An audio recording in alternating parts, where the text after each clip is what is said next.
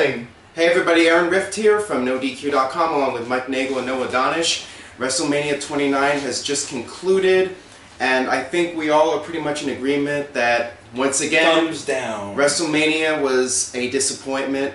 Very predictable show. I was 8-1 in my predictions, and I think I was a perfect 9-0. Yeah, the only match I was off on was Ryback and Mark Henry, but you know what? I did predict that the match would end with Ryback hitting the shell shock on Mark Henry. But the finish made no sense. Henry beat him clean, and then the face beat up the heel. Yeah, basically, neither guy got over. Mark Henry won, which I don't understand. Barely. He wins, and then Ryback beats him up after the match, so nobody got over.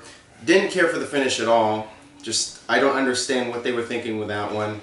Let's start at the beginning of the show. I gotta be honest, I thought Miz and Wade Barrett was actually a really good way to kick off the show. It was a really good match. Yeah, but you have an IC title change on the pre-show. On the pre-show. Yeah. Like I was telling you guys when we were watching it. That was been better money than Ryback and Henry. Yeah, I was actually asking why not put Ryback and Henry on the pre-show and then put the IC title match in the main card. It was a great match. Yeah, I mean it was short, but I mean it was fine. I'm sure they could have, but you know, as it turned out, they were short on time because one match ended up getting cut. The mixed tag team match didn't even appear on the show. How come in New York these tag matches always get cut at WrestleMania? Well, I guess they needed more time for Diddy. They had plenty of time for Donald Trump to get booed off the stage. Yeah, well, they always have that Hall of Fame segment every year, so I mean that was a regular segment for WrestleMania. I gotta say, from the performance aspect of it, because we want to touch on that, Diddy's performance was terrible. It was all old music that he was just singing over the track, except I really liked What's-Her-Face. She was really hot. I know you like her. She can ride my bicycle anytime she wants. I had to throw that out there. But as far as Living Color, they did a tremendous Oh my job. God, that was awesome. And I had no idea they were black. And the funny thing Are is, you kidding me? I did. That's what they're known for, like being able to rock, dude. Apparently, brothers can rock. And the funny thing is that match, I'm betting that their performance got. You know, they probably got paid like 1/10 the amount that Diddy got for his. Well, I know, right? let's put it this way: if it was UFC, that would be fight of the Skylar Grey alone probably got more money than the entire Living Color band. Now, the pay-per-view itself started off on a good note. I thought that the Shield match with Orton, Sheamus, and Big Show was a good match. I think it was definitely the weakest of the Shield's matches so far, but it was still a good opening match for WrestleMania. And they worked really good as a team. And I think they flowed pretty good. And the storyline was fine with, you know, Big Show wanting to be tagged in and Orton tagged himself in instead, and Big Show got pissed off. You know, I was fine with that. I didn't have any it's issues the normal crap. That no Orton heel turn. You know, I didn't think that was going to happen. I figured, you know, Shield would win clean, and that's basically what happened. And then Big Show beat up. So Big Show is back to a heel again. He had like what, a 2-week run as a babyface into WrestleMania. Yeah, and then you know, we talked about Ryback and Mark Henry. You know, the crowd, Dolph Ziggler and Big E Langston against Team Hell No. Really disappointed with what they did or did not do with Dolph Ziggler. No Money in the Bank cash in. I mean, I think with the way that the show ended up wrapping up, I think the crowd would have gone home a little bit happier if Ziggler would have cashed in. And I know it's a blue case, it's for SmackDown, but it's WWE. When does logic take precedence? That was horrible. And the Biggie, so that's another perfect example of a match that had no business being a part of that $69.99 in HD package. Biggie Langston had no place on WrestleMania. I'm sorry, I hate to say it. It's true. Along with fucking, I hate to drop an F-bomb, but The Rock dropped some F-bombs tonight, so I feel like... He dropped like 5 of them. Yes. And then he's all lovey-dovey with Cena. We'll get to Cena and... Let's not forget Fandingus and fucking, what's his name? I'm telling you, Jericho. There's going to be more moments from this show on Botchamania than any other single show in WWE from this year. Yeah, Matthew over at Botchamania is going to have some work to do. You might as well just upload the entire show to YouTube and put his little intro in the front. It was a decent match. Yeah, I thought it was okay. The ending got messed up a little bit with the lion salt. I mean, if it was me, I wouldn't have had Jericho kick out of Fandango's finisher. I think that they should have done that differently. But other than that, I thought it was a fine match. I liked his entrance, and I thought he looked fairly good in the match. So I had no real complaints about that match. But the gimmick is horrible. Well, whatever. Yeah, what? So they spent enough time doing those stupid dancers in that entrance. They could have easily had that Divas match on the pay-per-view. I bet you his insulting to whole the ring Bellas. entrance and everything for WrestleMania cost half of what Diddy got paid. All right, well, let's talk about the three main matches. The match that ended up stealing the show, and the only match on the show that the crowd was really into was CM Punk and The Undertaker. That was a tremendous match, top to bottom. That was pretty good. Very good match. I mean, it was a little sloppy at times, and I think it was, partly because of The Undertaker being pretty much limited retired. now, But the table not breaking. Yeah, there was the big spot where CM Punk did the elbow off the top, and the table... through the table. He was trying to do it through the table, but the table did not break, and that looked absolutely brutal. Well, you got to remember, last time around the table broke too easily, so this time it was too strong. It looked like it hurt. Yeah.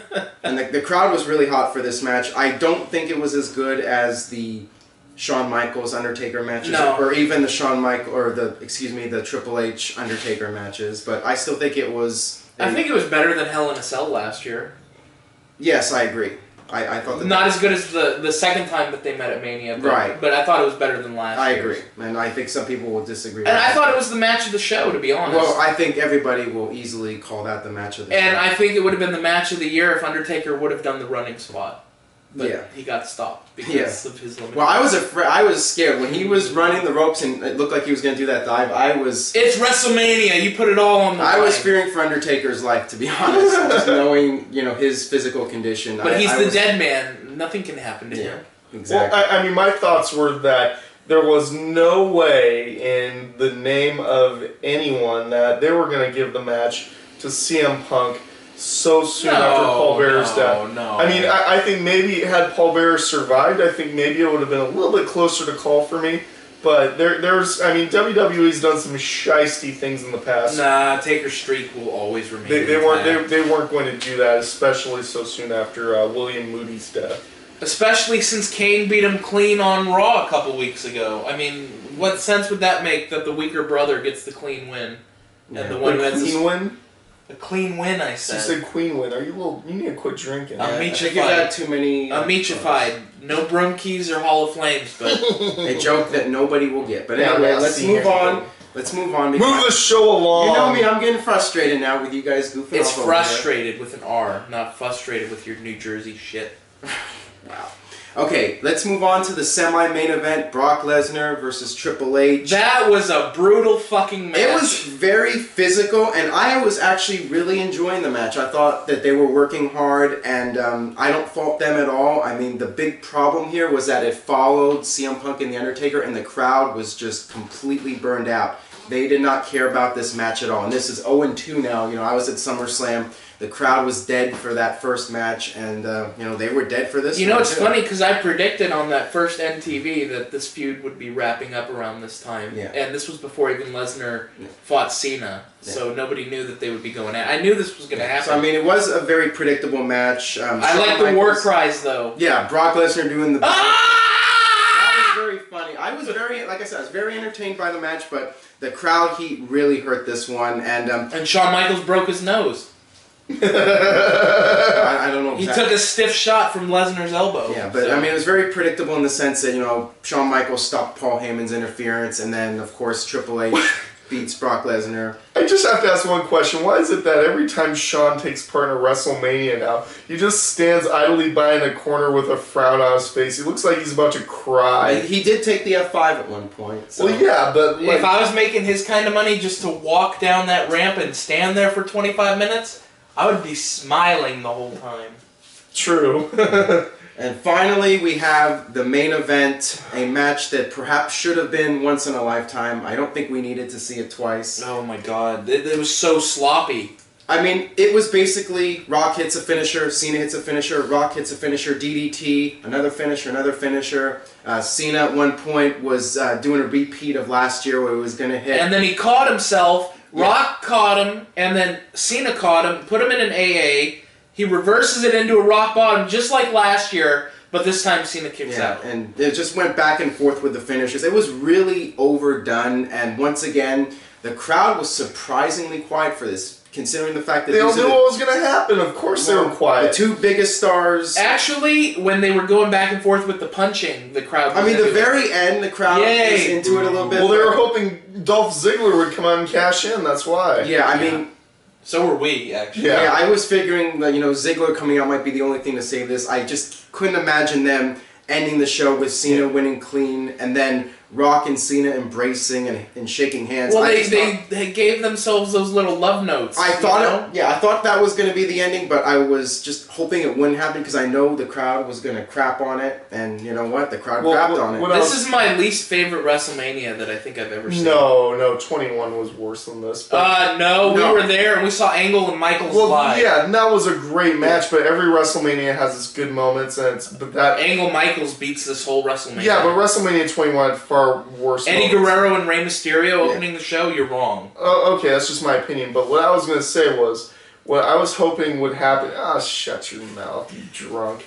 This one didn't have Hogan. We got to see Hogan. Well, brother. He danced around with Brooke, big deal. But anyway, back to this WrestleMania, 11 years later. I was really hoping that, Cena was going to win, or even have Rock win, and have Ziggler cash in on Rock. Ziggler needed to cash in on somebody, and then have it be triple threat. Yeah, I mean, Michael Cole was trying to make it out like this was such an epic moment, the two of them shaking hands and embracing. The crowd was booing loud. This bombed. This was a huge flop. An epic moment was Rock and Hulk Hogan embracing at 18, not this crap. Yeah, you didn't have anybody chanting The Rock's name during this match.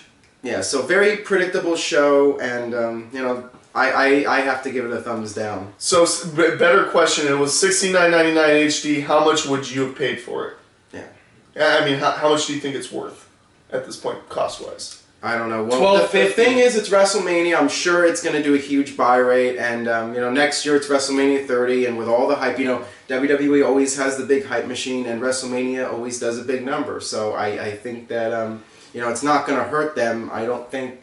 For next year's WrestleMania. Well, I think The Rock passed the torch, so to speak. I think to a guy that's been the main guy for 11 years, you pass the torch to. Basically, I think that anybody that watched this show and doesn't normally watch WWE is just going to go right back to not watching it. And, WWE will continue on as usual. The Brett Buchanans of the world. Exactly. Another spoke on the wheel. So that'll wrap up our WrestleMania 29 predictions, and I'd like to thank Mike and Noah for being on here.